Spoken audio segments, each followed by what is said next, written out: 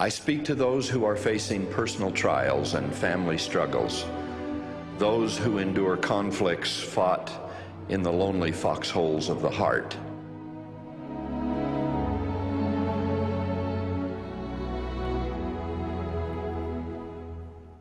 To all such I offer the surest and sweetest remedy that I know. It is found in the clarion call the Savior of the world himself gave. He said to everyone, whatever their personal problems might be, "Come unto me, all ye that labor and are heavy laden, and I will give you rest."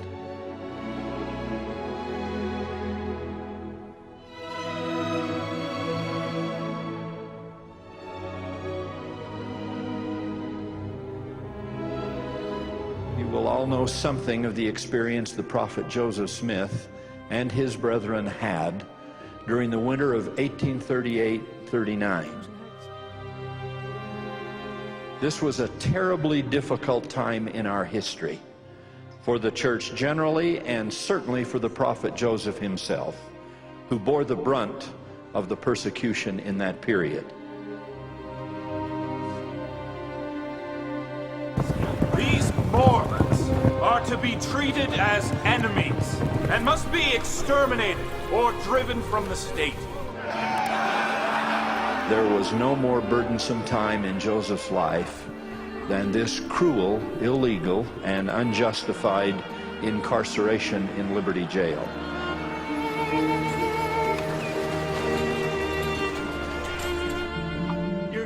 They arrived in Liberty on December 1st, 1838, just as winter was coming on.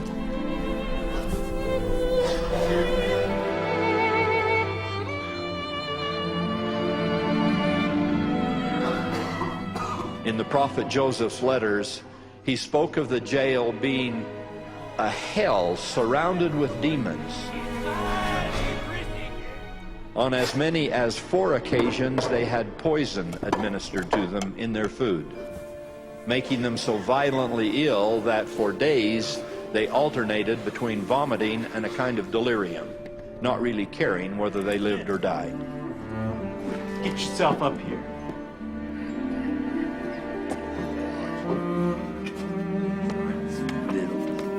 It's been weeks now, Joseph. How long? I don't know. You're trembling. Don't worry about me, Emma. How are the children? They miss you.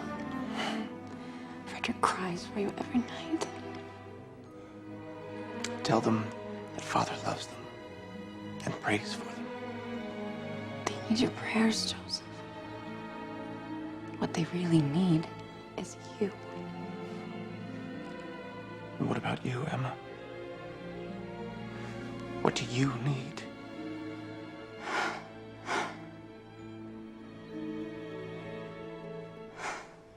It's not safe here anymore. I should take the children and go. Emma, go. But how can I leave you here? Go by all means. Leave as soon as you can.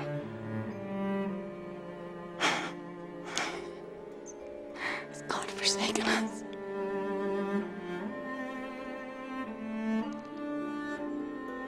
Pen or tongue or angels, Joseph wrote, could not adequately describe the malice of hell that we have suffered here. Our souls have been bowed down and our nerves tremble from long confinement. And all of this during what by some accounts was considered then the coldest winter on record in the state of Missouri.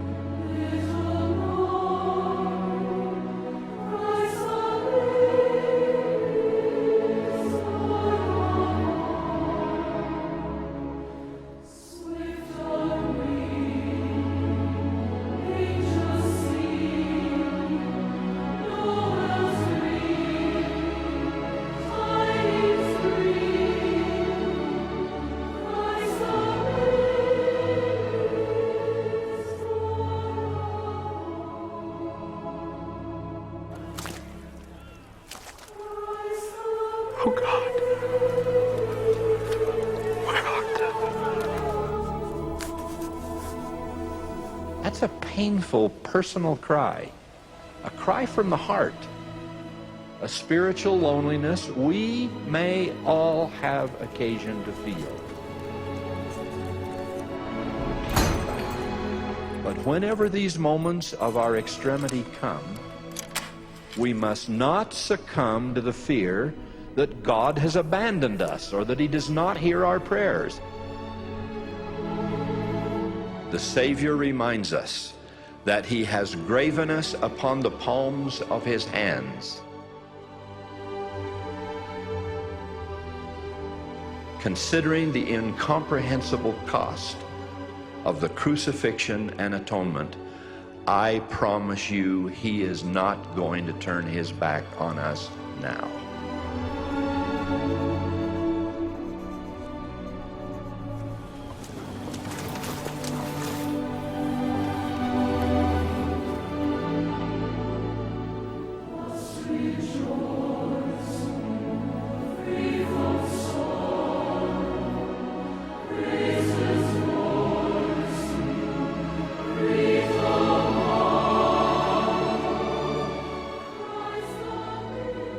When lonely, cold, hard times come, He is there.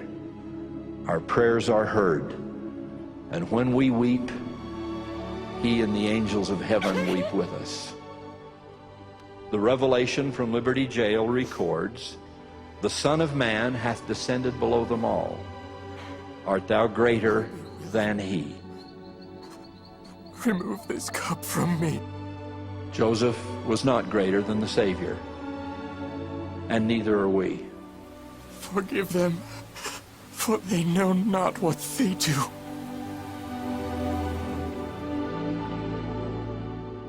Into this dismal dungeon and this depressing time, the voice of God came, saying, "My son, peace be unto thy soul. Thine adversity and thine afflictions shall be but a small moment. And then, if thou endure it well, God shall exalt thee on high." Oh, Joseph.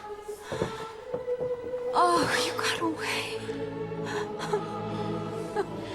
They let us go. Joy to the world, the Lord is come. Let earth receive her King.